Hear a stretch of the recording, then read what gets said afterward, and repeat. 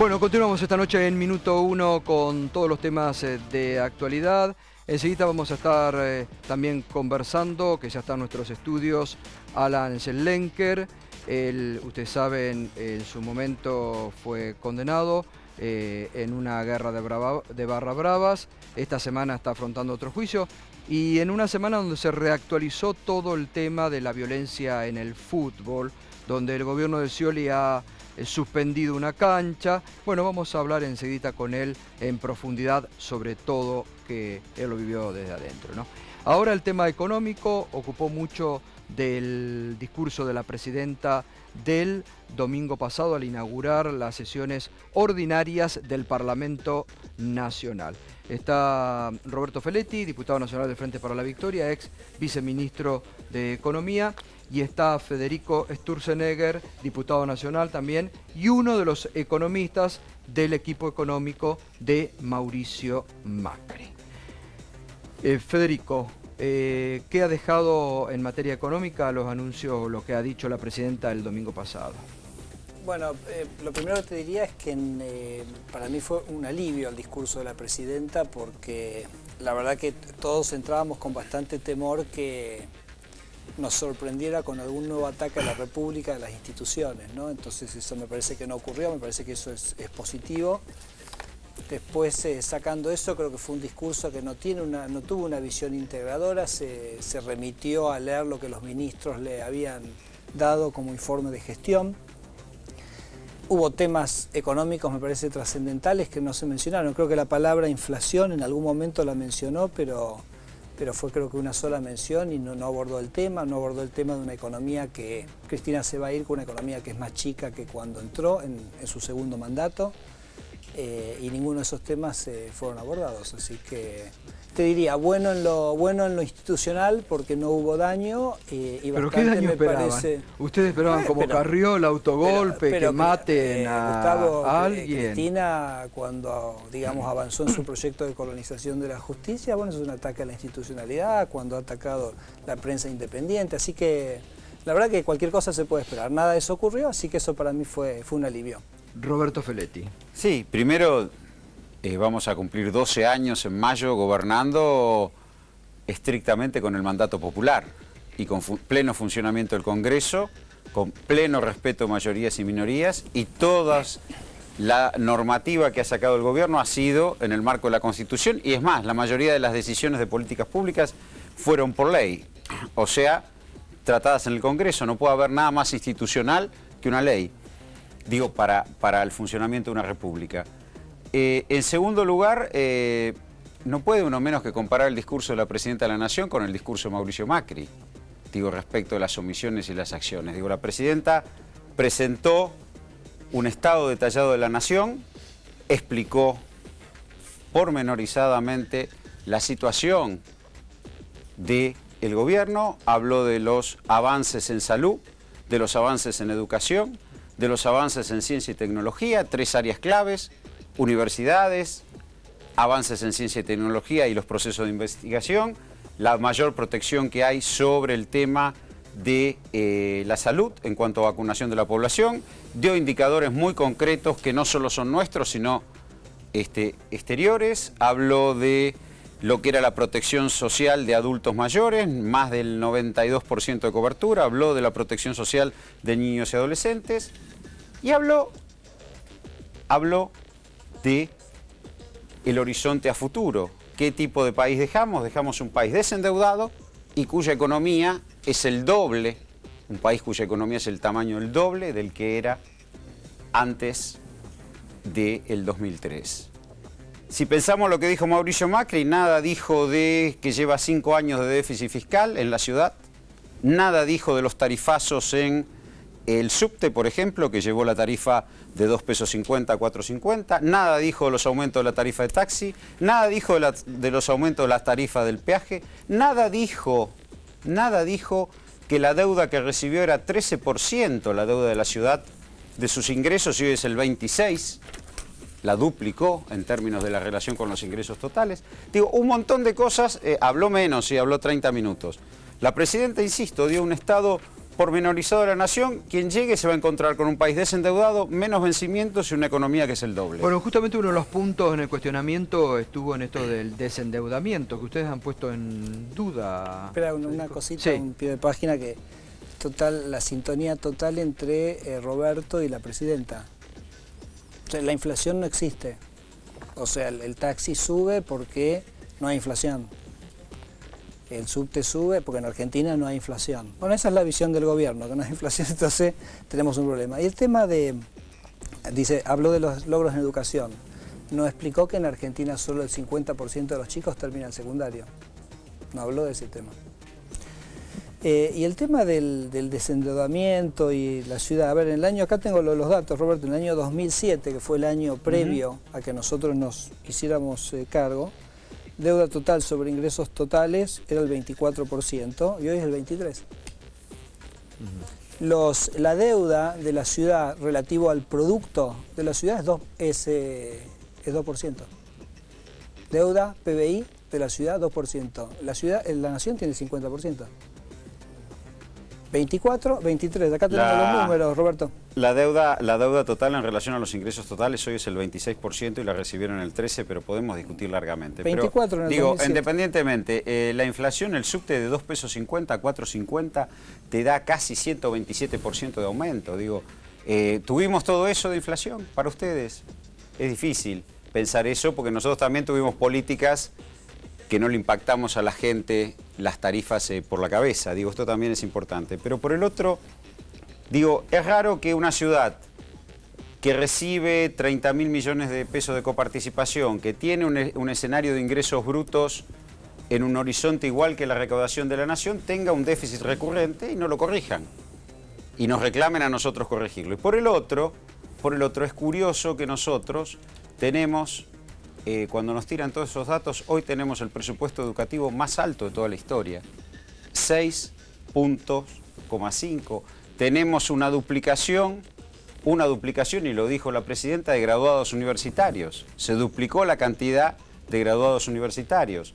Tenemos un nivel de matrícula universitario que es un 40% más alto que cuando empezamos el gobierno. Tenemos 9 universidades nuevas. Digo, es curioso que la oposición no haya podido reconocer en 12 años que este gobierno gobernó con el voto popular acompañado siempre, nada bueno.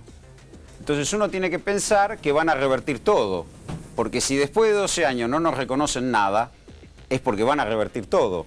Eso es lo que le preocupa a la población y lo que dice la presidenta. Me hago un par de comentarios. La verdad que es como bastante el tema de los subtes, ¿no? Porque... yo entiendo, Roberto, que vos apoyaste el traslado de los subtes de la nación a la ciudad sin los recursos. Entonces, por ejemplo, el primer año que la ciudad tomó los subtes, invirtió 3.000 millones de pesos. Si lo hubiéramos hecho con los recursos de la nación, no hubiera que haber impactado la tarifa ni los impuestos a los porteños. Entonces, creo que la pregunta es por qué algunas personas que dicen representar o que representan a los porteños no defendieron el interés de los porteños, ¿no? Porque la Constitución dice parte de los recursos se pasaron, perdón. Transferencia, una mínima parte. No, una mínima parte no. El tema de la deuda. Nosotros pasamos la inversión en la ciudad de 3% del gasto a 20% del gasto. Entonces acá no hay que tomar una cosa dogmática. Si vas a tomar, ya vemos que los números de deuda están totalmente estabilizados, son los números. Los números del déficit, no. Entonces, un endeudamiento, y de hecho lo dijo la presidenta el domingo, vamos a endeudarnos para hacer obras, para el crecimiento. Y vos me decís, ¿nos endeudamos para resolver el problema del arroyo Maldonado, que resolvió el problema de inundaciones en 40% de la ciudad? Una obra que 60 años estaba postergada y que por supuesto tiene sentido que se pague a lo largo de varias generaciones. ¿Cuál otra de Maldonado que es previa? Te digo, la verdad te digo, Roberto, que la verdad hubiera dicho... ojalá se endeudaron por el Metrobús. Ojalá hubiéramos podido hacer más, porque por ejemplo la del Vega, ojalá hubiéramos podido hacer esa obra, que ya estaba adjudicada, licitada, y que el gobierno nacional no nos dio la autorización. ¿Y porque los 10 kilómetros de subte por no año? hay que tener 8 estaciones de subte, inauguramos. ¿Cuántas sí, inauguraste la mitad vos? estaban hechas, digo, la ¿Y por qué no las inauguraste? Hechas, ¿Y por qué no las inauguraste? La mitad estaban hechas, porque después vinieron ustedes. ¿Las dejaste para Macri que las inaugure? No, estaban hechas la mitad. La mitad de las O estaciones sea que estaban hechas las estaciones sin el lugar para que... Estaba 8 estaciones de subte, es el gobierno que más estaciones de subte inauguró. No vas a contar que inauguraron todas las estaciones que van a lo largo de Rivadavia, desde Primera Junta hasta Puan, porque esas estaban hechas. No vas a contar las que hicieron de Pueyrredón y Corrientes, si estaban hechas, ¿por qué no las inauguraron? ¿Sabés ¿sabés que encontramos estaciones que estaban de alguna manera? Por supuesto que las obras venían... las de Villa Urquiza. No tenían los trenes para volver. Hubo que hacer el túnel, seguir para que se pudiera funcionar. Digo, pero si estaban hechas, ¿por qué no las inauguraron? La pregunta que uno se hace aquí, fundamental en este año electoral, donde empezamos ya a dar los debates por el tema justamente de cara a las elecciones. Hay dos proyectos económicos, el del gobierno y el del Frente para la Victoria y el del macrismo respecto a lo que viene en la Argentina con un nuevo periodo de gobierno. ¿Son antagónicos, se complementan en algo? Si Macri llega al gobierno, ¿hace borrón y cuenta nueva sobre muchas de las cuestiones que se han hecho ahora? ¿Y si no le ojearían algo de lo que hicimos en 12 años? La verdad que nunca me parece que uno puede tener una visión así tan dogmática, tan blanco y negro. Tomá dos temas que para nosotros son logros bastante importantes de los últimos 10 años, que es, una la mencionó Roberto, que para nosotros es muy importante, que es la cobertura previsional. Esa idea que hay mucha gente que por distintos motivos, que no tuvo formalizada, que no pudo hacer aportes, pero paga IVA y paga otros impuestos que financian el sistema previsional y que tiene que tener. Entonces la idea de la cobertura previsional nosotros la hemos tomado como una bandera propia. Por supuesto, ni hablar el tema de la asignación universal por hijo. Me parece que hay que poner más recursos. Yo tengo un proyecto en la Cámara para poner más recursos en la asignación universal por hijo. Así que hay cosas que me parece que lo que está bien, y lo que está mal, ¿no? Entonces, la inflación está mal. La inflación es un impuesto, es lo que tiene la economía totalmente planchada hace 4 años. Hay que resolver esos temas y hay que gestionar bien, hay que resolver los problemas de la educación, hay que traer más honestidad a la gestión del sector público. Así que me parece que hay cambios muy trascendentales, pero que no es una cosa de blanco o negro, todo bien o todo mal, me parece. Por ejemplo, el otro día me preguntaban cuando salimos del Congreso... Pero nadie de la oposición elogió a la presidenta. Espera, un comentario. Me dice, ¿qué va a hacer con el proyecto de los trenes? Y digo, lo que voy a hacer con el proyecto de estatización de los trenes es ver el proyecto. Porque si me exigís una respuesta antes de ver el proyecto, ¿qué me estás pidiendo? Que me planteen una cosa en una posición ideológica, no tiene ningún sentido y nosotros lo hacemos. Lo que no está en el aire, Fede, es digamos, la diferencia que hay clara entre una propuesta como la del macrismo de bajar las retenciones de manera gradual a todos los cultivos, reducirla, e incluso en el caso de la soja, también gradualmente. 5 puntos. Y después inyectarle más recursos, sostener la movilidad jubilatoria y, por ejemplo, solventar lo que Macri dijo que va a hacer en su arranque súbito de peronismo estatizante, de mantener aerolíneas, mantener YPF en la órbita estatal. ¿Cómo van a hacer? ¿De dónde van a sacar la guita? Bueno, esas cosas hay que gestionarlas bien. Vos tenés la experiencia que nosotros hicimos, simplemente como un ejemplo, y la que me tocó a mí puntualmente en el Banco Ciudad. Pero fíjate qué curiosidades se dan, ¿no? Porque, por ejemplo, en trigo, fíjate, te lo doy como un ejemplo y también aplica básicamente a economías regionales. ¿Cuánto recauda hoy el gobierno por las retenciones de trigo? 0. ¿Cuánto recauda por las retenciones al petróleo, por decir algo, donde el kirchnerismo es como que un enamorado de darle subsidios a las empresas petroleras? Nada. O sea, es tan alto el impuesto que se ha puesto en estos sectores, vos me preguntás específicamente las retenciones, que por ejemplo en trigo vos bajás la retención y vas a tener más recaudación. A ver, Feletti. Yo lo que creo primero cuando hablamos de inflación es tener muy claro qué es lo que se quiere hacer. Porque es cierto, el gobierno ha afrontado escasez de divisas del 2012 para acá, pero lo ha hecho con políticas fiscales y monetarias sosteniendo el consumo. Lo que el gobierno ha creado es un mercado interno potente, fuerte, que es capaz de enfrentar los vaivenes de la economía internacional, que es capaz de hacerlo. No se le cayó el empleo, seguimos teniendo paritarias, seguimos pagando los salarios del sector público puntualmente. Entonces, cuando yo escucho hablar de estas cosas, yo me preocupo, porque ¿cuál es el desempleo con el cual el PRO quiere desenvolverse? ¿Cuál es el nivel de endeudamiento con el cual el PRO quiere desenvolverse? ¿Cuál es el nivel de equilibrio fiscal con el PRO quiere desenvolverse? Digo, estas son discusiones. Y además lo que es raro de todo esto, insisto, que en 12 años la oposición, sobre todo en los últimos tiempos, no nos acompañó en nada. Y no hubo un dirigente de la oposición que dijera, bueno, Esta gente gobernó 12 años, el pueblo los apoyó porque gobernamos con el voto popular y no hicimos nada bien. Es complejo porque ahí es donde vos te das cuenta que hay una vocación de dar vuelta, que hay una vocación de retroceder. Cuando cuestionan tanto la educación,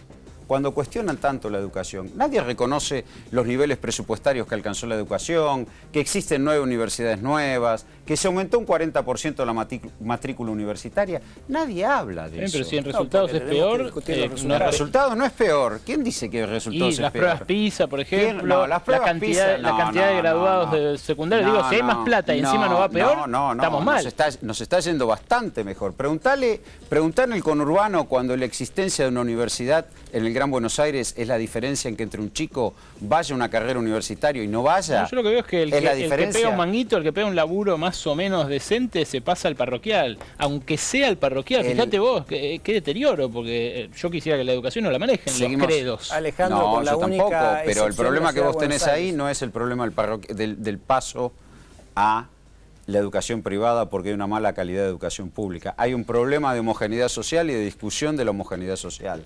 No es eso. Digo, nadie ha invertido tanto en educación como este gobierno. Nadie ha invertido. Está claro, pero entonces empecemos a reconocernos alguna cosa, porque si no... A mí me parece que nosotros tenemos que Porque discutir... ¿sabés qué pasa? Detrás de eso viene el ajuste del presupuesto educativo.